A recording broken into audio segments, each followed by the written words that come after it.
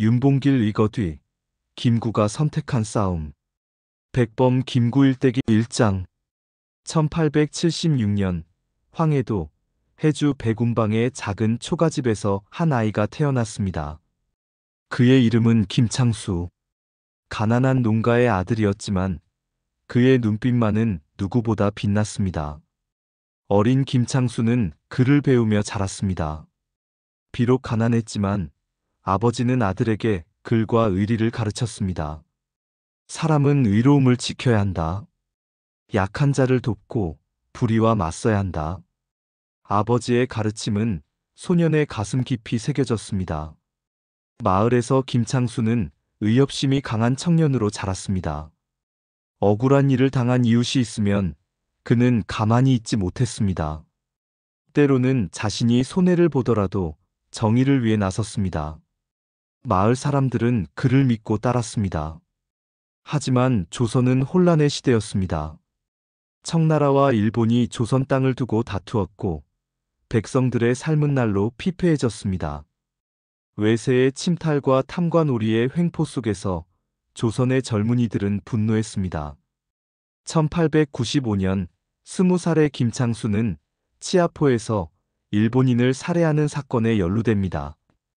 명성황후 시의 사건에 분노한 그는 일본인에게 칼을 휘둘렀습니다. 우리 황후를 죽인 자들을 용서할 수 없다. 그는 체포되어 감옥에 갇혔습니다. 차갑고 어두운 감옥. 젊은 김창수는 그곳에서 오랜 시간을 보내며 생각했습니다. 복수만으로는 나라를 구할 수 없다는 것을. 진정한 힘은 어디서 나오는가? 그는 책을 읽고 명상하며 새로운 자신을 만들어갔습니다. 감옥에서 그는 결심했습니다. 내 몸은 범처럼 굳세어야 한다. 그러나 마음은 평범한 백성처럼 낮추어야 한다. 그는 스스로에게 새로운 이름을 지었습니다. 백범, 흰범. 그것은 평생을 조국을 위해 살겠다는 맹세였습니다. 추록 후 김창수는 더 이상 존재하지 않았습니다. 그곳에는 오직 백범 김구만이 있었습니다. 조국의 독립을 위해 평생을 바치겠다고 다짐한 한 사내. 그의 긴 여정이 시작되었습니다. 백범은 고향을 떠나 새로운 길을 찾아 나섰습니다. 무엇을 해야 하는가? 어떻게 나라를 구할 것인가? 청년 백범의 가슴 속에는 뜨거운 불씨가 타오르고 있었습니다. 그 불씨는 앞으로 50년 동안 꺼지지 않을 것입니다. 2장. 19세기 말 조선은 격변의 시대를 맞이했습니다. 1894년 청일전쟁이 조선 땅에서 벌어졌고 같은 해 동학농민운동이 전국을 뒤흔들었습니다. 백성들은 탐관오리의 횡포와 외세의 침탈에 맞서 들고 일어났습니다. 백범은 이 혼란 속에서 방향을 찾아 헤맸습니다. 동학농민군의 정신에 공감했지만 무력만으로는 부족하다는 것도 알았습니다. 그는 곳곳을 떠돌며 의병들을 만나고 개화파 지식인들과 교류했습니다. 이 나라를 어떻게 구할 것인가? 백범은 밤마다 이 질문과 씨름했습니다. 전통을 지켜야 하는가? 아니면 서양 문물을 받아들여야 하는가? 무력으로 맞설 것인가? 외교로 해결할 것인가? 답은 쉽게 나오지 않았습니다. 1895년 명성황후가 일본인들에게 시해당하는 을미사변이 일어났습니다. 조선의 국모가 자국 궁궐에서 살해당한 것입니다. 백범은 분노로 온몸이 떨렸습니다. 이것이 나라인가? 이것이 독립국인가? 그해 겨울, 백범은 치아포에서 일본인을 처단했습니다. 분노와 의분이 그를 움직였습니다. 하지만 곧 체포되어 감옥에 갇혔고 그곳에서 긴 시간 동안 자신의 행동을 되돌아보았습니다. 개인의 복수로는 나라를 구할 수 없다는 깨달음이었습니다. 추록 후 백범은 더욱 체계적으로 움직이기 시작했습니다. 그는 학교를 세워 교육운동에 힘썼습니다. 힘은 지식에서 나온다. 깨어있는 백성만이 나라를 지킬 수 있다. 그는 청년들을 가르치며 민족의식을 일깨웠습니다. 하지만 1910년 마침내 대한제국이 일본에 강제 병합되었습니다. 조선 500년의 역사가 끝나는 순간이었습니다. 백범은 망연자실했습니다. 가슴이 찢어지는 듯한 아픔이었습니다. 나라를 잃었다. 우리는 나라 없는 백성이 되었다. 절망 속에서도 백범은 포기하지 않았습니다. 오히려 더욱 확고한 결심을 했습니다. 나라를 잃었다면 다시 세우면 된다. 독립을 빼앗겼다면 되찾으면 된다. 그의 투쟁은 이제 시작이었습니다. 일제의 감시가 심해지자 백범은 국내에서 활동하기 어려워졌습니다. 많은 독립운동가들이 만주와 연해주, 상하이로 망명했습니다. 백범도 결단을 내렸습니다. 이곳에서는 더 이상 할 수 있는 일이 없다. 밖으로 나가야 한다. 1911년 백범은 압록강을 건넜습니다. 조국을 떠나는 그의 발걸음은 무거웠습니다. 언제 다시 돌아올 수 있을까? 살아서 다시 이 땅을 밟을 수 있을까? 그는 뒤돌아보지 않았습니다. 앞만 보고 걸었습니다. 독립의 그날까지. 3장. 압록강을 건넌 백범은 만주 땅을 거쳐 중국 관내로 들어갔습니다. 낯선 땅, 낯선 언어, 끝없는 방랑. 하지만 그곳에는 같은 꿈을 꾸는 동지들이 있었습니다. 나라를 잃은 망명객들이 모여 독립의 불씨를 지피고 있었습니다. 1919년 3월 1일 한반도 전역에서 만세의 함성이 울려 퍼졌습니다. 31운동. 2천만 민중이 하나의 목소리로 독립을 외쳤습니다. 비록 무자비한 탄압으로 수많은 이들이 희생되었지만 세계는 조선의 독립의지를 목격했습니다. 31운동의 여파로 1919년 4월 11일 상하이에서 대한민국 임시정부가 수립되었습니다. 나라를 잃었지만 정부를 세운 것입니다. 백범은 임시정부의 경무국장으로 임명되었습니다. 우리에게도 정부가 있다. 우리는 망한 나라의 백성이 아니다. 하지만 현실은 냉혹했습니다. 임시정부는 건물도 변변찮았고 자금도 부족했습니다. 많은 독립운동가들이 굶주렸고 추위에 떨었습니다. 독립운동가들의 가족은 더욱 비참했습니다. 아이들은 학교에 가지 못했고 병들어도 치료받지 못했습니다. 백범은 임시정부 요인으로서 온갖 일을 도맡았습니다. 자금을 모으고 독립군을 조직하고 외교 활동을 펼쳤습니다. 밤낮 없이 일했습니다. 잠은 사치였고 끼니는 자주 걸었습니다. 내가 편하게 살려고 여기 온 것이 아니다. 임시정부 내부에서는 노선 갈등이 끊이지 않았습니다. 외교론과 무장투쟁론이 대립했고 좌파와 우파가 충돌했습니다. 백범은 중재하고 설득하고 때로는 단호하게 결단했습니다. 우리가 싸워야 할 적은 일제다.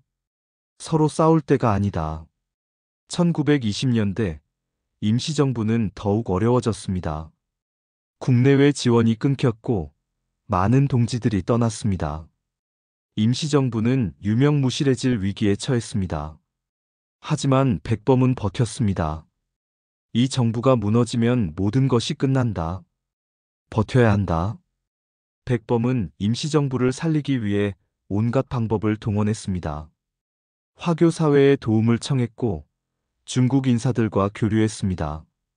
때로는 굶주리는 동지들을 위해 자신의 옷을 팔기도 했습니다.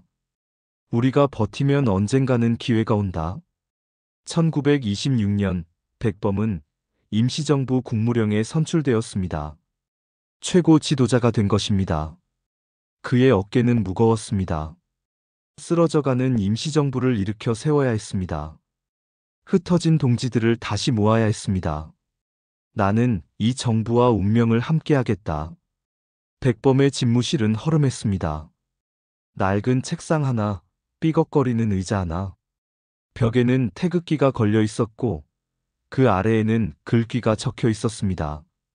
나의 소원은 우리나라가 독립하는 것이다. 그는 매일 아침 그 글귀를 보며 하루를 시작했습니다. 밤이 깊어도 백범의 방에는 불이 꺼지지 않았습니다.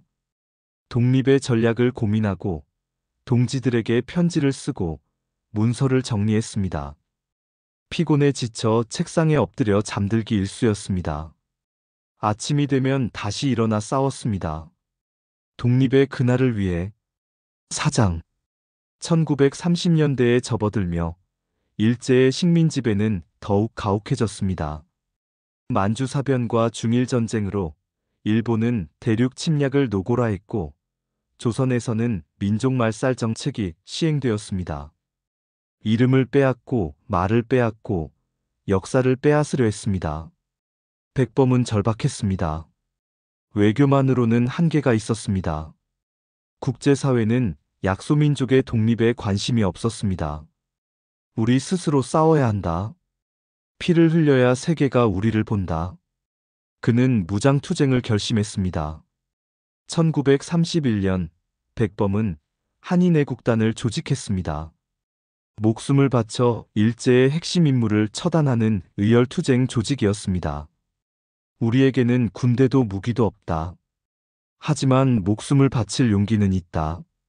젊은 애국 청년들이 모여들었습니다. 1932년 1월 8일 도쿄. 이봉창 의사가 일본 천황의 마차에 수류탄을 던졌습니다. 비록 실패했지만 일본 제국의 심장부를 뒤흔들었습니다. 백범은 슬펐지만 자랑스러웠습니다. 우리에게도 이런 용사가 있다는 것을 세계가 알았다. 이봉창 의사의 의거 소식에 백범은 눈물을 흘렸습니다. 한 청년이 조국을 위해 목숨을 바친 것입니다.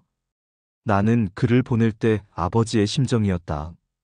아들을 죽음으로 보내는 아비의 마음이었다. 하지만 멈출 수 없었습니다. 1932년 4월 29일 상하이 홍커우 공원. 일본의 전승기념식이 열렸습니다. 일본군 수뇌부가 모두 모인 자리였습니다. 백범은 윤봉길 의사를 그곳으로 보냈습니다. 오늘이 우리의 마지막 기회일지 모른다. 윤봉길 의사는 도시락 폭탄과 물통 폭탄을 준비했습니다. 백범과의 마지막 만남에서 그는 담담했습니다. 이 나라를 위해 할 수 있는 일을 하겠습니다. 두 사람은 포옹했습니다. 백범은 윤봉길의 등을 두드렸습니다. 꼭 성공하게. 폭탄이 터졌습니다. 연단이 폭발했고 일본군 수뇌부가 쓰러졌습니다. 상하이 주둔 일본군 사령관이 죽었고 일본 공사가 중상을 입었습니다. 세계 언론이 이 사건을 대서특필했습니다. 한인애국단의 이름이 전 세계에 알려졌습니다. 윤봉길 의사는 현장에서 체포되었고 그해 12월 형장의 이슬로 사라졌습니다. 백범은 며칠 동안 식음을 전폐했습니다. 또 한 명의 아들을 잃은 것입니다. 봉길아, 내가 네 목숨을 빼앗은 것이다. 용서하라. 홍커우 공원 의거는 임시정부에 새로운 활력을 불어넣었습니다. 중국 국민당 정부가 임시정부를 정식으로 지원하기 시작했습니다. 장제스는 말했습니다. 중국의 100만 대군도 못한 일을 조선의 한 청년이 해냈다. 백범의 이름은 일제의 최대 공포가 되었습니다. 하지만 대가도 컸습니다. 일제는 백범의 목에 거액의 현상금을 걸었습니다. 임시정부는 상하이를 떠나야 했습니다.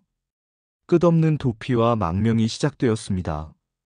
하지만 백범은 후회하지 않았습니다. 우리는 싸웠다. 우리는 포기하지 않았다. 5장. 홍커우 공원 의거 이후 임시정부는 상하이를 떠나야 했습니다. 일제의 추격이 거세졌고 머물 곳이 없어졌습니다. 1932년부터 1940년까지 임시정부는 중국 대륙을 떠돌았습니다. 항저우, 전장, 창사, 광저우, 류저우, 치장. 끝없는 유랑의 시간이었습니다. 피난길은 고난의 연속이었습니다. 일제의 폭격을 피해 밤길을 걸었고 추위와 굶주림에 시달렸습니다. 많은 동지들이 병들어 쓰러졌습니다. 어린아이들과 노인들은 더욱 고통스러웠습니다. 언제까지 이렇게 떠돌아야 하는가? 백범은 선두에서 동지들을 이끌었습니다. 가장 힘든 일을 스스로 떠맡았습니다. 무거운 짐을 나르고 아픈 이들을 돌보았습니다. 밤에는 보초를 서며 동지들의 안전을 지켰습니다. 내가 지도자라면 가장 먼저 고통받아야 한다. 1935년 임시정부 내부에 큰 갈등이 생겼습니다. 노선 차이로 여러 파벌이 대립했습니다. 어떤 이들은 임시정부를 떠났고 어떤 이들은 새로운 조직을 만들었습니다. 백범은 마음이 찢어졌습니다. 우리가 이렇게 싸우면 누가 기뻐하겠는가? 하지만 백범은 포기하지 않았습니다. 끈질기게 설득하고 타협하고 화합을 이끌어냈습니다. 우리는 하나여야 한다. 분열하면 일제만 좋아한다. 임시정부는 위기를 넘기고 다시 뭉쳤습니다. 백범의 리더십이 빛을 발한 순간이었습니다. 1940년 임시정부는 마침내 중국 전시 수도 충칭에 정착했습니다. 유랑 생활 8년 만이었습니다. 백범은 주석으로 선출되어 임시정부를 이끌었습니다. 이제 우리도 안정적으로 독립운동을 펼칠 수 있다. 충칭에서 임시정부는 새로운 도약을 준비했습니다. 1940년 한국 광복군을 창설했습니다. 비록 규모는 작았지만 대한민국의 정규군이었습니다. 우리에게도 군대가 있다. 우리는 연합국의 일원으로 싸울 것이다. 백범은 광복군 창설식에서 눈물을 흘렸습니다. 30년 독립운동의 결실이었습니다. 태극기가 휘날리고 군가가 울려 퍼졌습니다.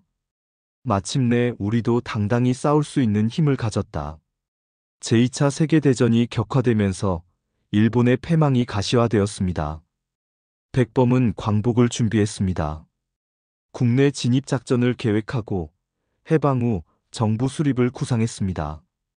우리는 해방된 조국에서 민주공화국을 세울 것이다. 백범의 집무실 벽에는 여전히 그 문구가 걸려 있었습니다. 나의 소원은 우리나라가 독립하는 것이다. 그는 매일 그 문구를 보며 다짐했습니다. 곧 이루어진다. 우리의 꿈이 곧 현실이 된다. 1945년 8월 마침내 그날이 왔습니다. 일본이 항복했습니다. 광복, 해방, 독립, 35년 식민지배가 끝났습니다. 충칭의 임시정부 청사에서 환호성이 터져나왔습니다. 동지들은 부둥켜 안고 울었습니다. 우리가 해냈다. 우리가 이겼다. 백범은 조용히 방에 홀로 앉아 있었습니다. 눈물이 흘러내렸습니다. 35년의 투쟁, 수많은 동지의 희생, 끝없는 고통. 그 모든 것이 주마등처럼 스쳐 지나갔습니다.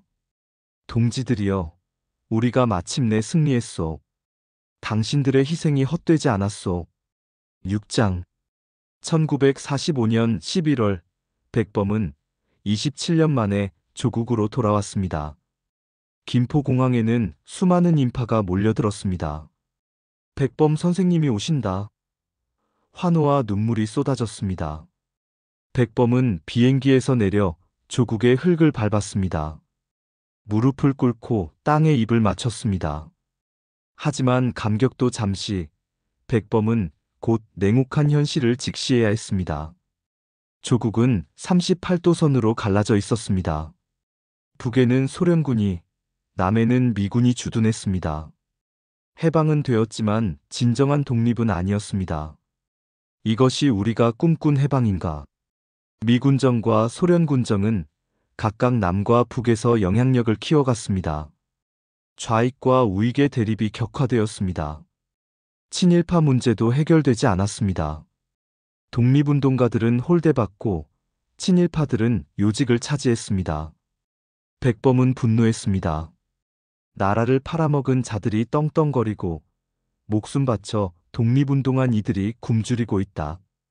이것이 정의인가? 백범은 친일파 청산을 강력히 주장했습니다. 하지만 현실 정치의 벽은 높았습니다. 미군정은 통치의 편의를 위해 친일파를 활용했습니다. 1947년 미국과 소련의 대립이 격화되면서 한반도 문제는 유엔으로 넘어갔습니다. 유엔은 남북 총선거를 결의했지만 소련이 거부하면서 남한만의 단독 선거가 추진되었습니다. 이승만을 비롯한 우익 세력은 단독 정부 수립을 지지했습니다. 백범은 단호히 반대했습니다. 단독 정부는 분단을 고착화시킨다. 우리는 하나된 조국을 위해 싸워왔다. 이제 와서 스스로 나라를 쪼갤 수 없다. 그는 김규식 선생과 함께 남북 협상을 추진했습니다. 많은 이들이 백범을 말렸습니다. 북으로 가면 위험합니다. 공산당에 이용당할 것입니다. 하지만 백범은 결심을 굽히지 않았습니다. 이것이 마지막 기회다. 통일정부를 세울 수 있는 마지막 기회다. 나는 가야 한다. 1948년 4월, 백범은 38선을 넘어 평양으로 갔습니다. 김일성과 김두봉을 만나 협상했습니다. 남북이 함께 통일정부를 세웁시다. 외세를 물리치고 우리 힘으로 독립국을 만듭시다. 하지만 북측의 반응은 미지근했습니다. 남북 협상은 실패로 끝났습니다. 이미 남과 북 모두에서 단독정부 수립이 기정사실화되어 있었습니다. 백범은 좌절했습니다. 내가 할 수 있는 일을 다 했다. 하지만 역사의 흐름을 막을 수 없었다. 1948년 5월 10일 남한에서만 총선거가 실시되었습니다. 백범은 선거에 참여하지 않았습니다. 이 선거는 분단을 고착화하는 것이다. 나는 참여할 수 없다. 그는 경교장에 머물며 앞날을 근심했습니다. 8월 15일 대한민국 정부가 수립되었습니다. 이승만이 초대 대통령이 되었습니다. 거리에는 축하 인파가 넘쳤습니다. 하지만 백범의 마음은 무거웠습니다. 기쁘지만 슬프다. 정부는 세워졌지만 나라는 둘로 쪼개졌다. 백범은 경교장에서 조용히 지냈습니다. 정치 일선에서 물러났지만 그의 영향력은 여전했습니다. 많은 사람들이 그를 찾아왔습니다. 선생님, 어떻게 해야 합니까? 백범은 대답했습니다. 통일을 포기하지 마시오. 언젠가는 하나가 되어야 하오. 새 정부와 백범의 관계는 미묘했습니다. 이승만 대통령은 백범을 경계했습니다. 백범의 명망이 높았고 많은 국민이 그를 따랐기 때문입니다. 백범은 정권의 위협이 되는 존재였습니다. 긴장이 고조되었습니다. 1949년 정치적 혼란이 계속되었습니다. 좌우 대립이 격화되고 테러가 빈발했습니다. 백범은 화해와 통합을 호소했습니다. 우리가 서로 싸우면 누가 기뻐하겠소. 이제 총칼을 거두고 대화합시다. 하지만 시대는 그의 말을 듣지 않았습니다. 6월로 접어들며 백범은 피로해 보였습니다. 73년의 파란만장한 생애가 그를 지치게 했습니다. 하지만 그의 눈빛만은 여전히 빛났습니다. 아직 할 일이 남았다. 통일된 조국을 보기 전에는 쉴 수 없다. 7장 1949년 6월 26일 일요일 경교장의 아침은 평온했습니다. 백범은 평소처럼 일찍 일어나 마당을 거닐었습니다. 아침 햇살이 따스했습니다. 오늘도 찾아올 손님들을 위해 준비해야 했습니다. 10시경 젊은 장교 한 명이 경교장을 찾아왔습니다. 포병장교 소위 안두희. 그는 백범을 만나고 싶다고 했습니다. 경호원들은 그를 막았지만 백범은 만나주었습니다. 젊은 군인이 나를 찾아왔다는데 만나봐야지. 안두희는 2층 집무실로 올라갔습니다. 백범은 책상 앞에 앉아 있었습니다. 무슨 일로 왔나? 안두희는 대답하지 않았습니다. 그는 품속에서 권총을 꺼냈습니다. 검은 총구가 백범을 향했습니다. 순간 총성이 울렸습니다. 한 발, 두 발, 세 발, 네 발. 백범의 몸이 뒤로 쓰러졌습니다. 붉은 피가 흘러내렸습니다.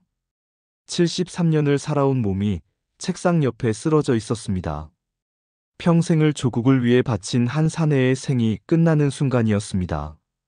집안이 발칵 뒤집혔습니다. 선생님, 비명이 터져 나왔습니다. 사람들이 2층으로 달려왔습니다. 백범은 이미 숨이 끊어져 있었습니다. 안두희는 침착하게 말했습니다. 나는 백범을 죽였소. 체포하시오. 소식이 전해지자 온 나라가 충격에 빠졌습니다. 백범 선생이 암살당했다. 믿을 수 없다는 반응이 쏟아졌습니다. 사람들은 경교장 앞으로 몰려들었습니다. 통곡이 울려 퍼졌습니다. 선생님, 선생님. 국회에서는 긴급회의가 소집되었습니다. 의원들은 분노했습니다. 누가 백범을 죽였는가? 배우가 누구인가? 하지만 명확한 답은 나오지 않았습니다. 안두희는 단독 범행이라고 주장했습니다. 많은 이들이 의심했습니다. 장례는 국민장으로 치러졌습니다. 6월 28일 경교장에서 효창공원까지 운구행렬이 이어졌습니다. 수십만 명의 인파가 거리를 가득 메웠습니다. 사람들은 울며 백범을 배웅했습니다. 선생님, 편히 가십시오. 백범의 관이 지나가자 사람들은 무릎을 꿇었습니다. 노인들은 머리를 조아리며 통곡했습니다. 젊은이들은 주먹을 불끈 쥐었습니다. 선생님의 뜻을 잊지 않겠습니다. 온 나라가 슬픔에 잠겼습니다. 효창공원 언덕에 백범의 무덤이 만들어졌습니다. 그곳에는 이미 이봉창 의사, 윤봉길 의사, 백정기 선생의 묘가 있었습니다. 백범은 그가 아꼈던 동지들 곁에 묻혔습니다. 이제 동지들과 함께 쉬시게. 묘비에는 간단한 글귀만 새겨졌습니다. 백범 김구 선생의 묘. 화려한 장식도 긴 행적도 없었습니다. 백범이 원한 대로였습니다. 나는 평범한 사람으로 기억되고 싶다. 조국을 사랑한 한 사람으로. 하지만 암살의 진실은 명확히 밝혀지지 않았습니다. 안두희는 재판을 받았지만 증거 불충분으로 무죄 석방되었습니다. 많은 이들이 배우를 의심했지만 진실은 어둠 속에 묻혔습니다. 백범의 죽음은 한국 현대사의 미스터리로 남았습니다. 백범이 죽은 후 그의 집무실은 그대로 보존되었습니다. 책상 위에는 그가 쓰던 펜과 종이가 놓여 있었습니다. 벽에는 여전히 그 글귀가 걸려 있었습니다. 나의 소원은 우리나라가 독립하는 것이다. 백범은 갔지만 그의 뜻은 남았습니다. 8장 효창공원 언덕 위 백범의 묘소에는 사계절 내내 참백에게 발길이 끊이지 않습니다. 학생들이 찾아오고 시민들이 찾아오고 외국인들도 찾아옵니다. 그들은 묘비 앞에 서서 묵념합니다. 한 시대를 산 거인을 기억합니다. 백범이 세상을 떠난 지 75년이 넘었습니다. 그가 그토록 원하던 조국 통일은 아직 이루어지지 않았습니다. 38선은 휴전선이 되었고 남과 북은 더욱 멀어졌습니다. 백범이 경고했던 분단의 고착화가 현실이 되었습니다. 하지만 백범의 정신은 살아있습니다. 나의 소원은 우리나라가 독립하는 것이다. 이 문구는 이제 모든 한국인의 가슴에 새겨져 있습니다. 독립뿐 아니라 평화와 통일, 정의와 민주주의를 향한 열망으로 이어지고 있습니다. 백범의 자서전 백범일지는 한국인의 필독서가 되었습니다. 그의 삶과 사상을 담은 이 책은 수많은 이들에게 영감을 주었습니다. 나는 우리나라가 세계에서 가장 아름다운 나라가 되기를 원한다. 가장 부강한 나라가 아니라 가장 아름다운 나라를. 백범은 힘만을 추구하지 않았습니다. 그는 문화와 정신의 가치를 중시했습니다. 오직 한없이 가지고 싶은 것은 높은 문화의 힘이다. 문화의 힘은 우리 자신을 행복하게 하고 나아가서 남에게 행복을 주기 때문이다. 그의 철학은 오늘날에도 유효합니다. 백범은 용서와 화해를 말했습니다. 일본에 대한 복수가 아니라 정의로운 관계를 원했습니다. 나는 우리나라가 남의 것을 빼앗기보다 차라리 빼앗기는 편이 낫다고 생각한다. 그러나 결코 남의 침략을 받아서는 안 된다. 그의 평화 사상은 지금도 교훈을 줍니다. 백범이 꿈꾼 나라는 어떤 나라였을까요? 민주공화국이었습니다. 모든 국민이 평등하고 자유롭고 정의로운 나라. 친일파가 청산되고 독립운동가가 존경받는 나라. 좌우가 대립하지 않고 화합하는 나라. 남북이 하나 된 통일 조국이었습니다. 오늘날 우리는 백범의 꿈을 얼마나 이루었을까요? 민주공화국은 세워졌지만 아직 완전하지 않습니다. 정의는 때로 무너지고 불평등은 여전합니다. 남북은 여전히 갈라져 있고 화해의 길은 멉니다. 백범의 과제는 아직 끝나지 않았습니다. 백범의 무덤 앞에는 그의 좌우명이 새겨진 비석이 있습니다. 나의 소원.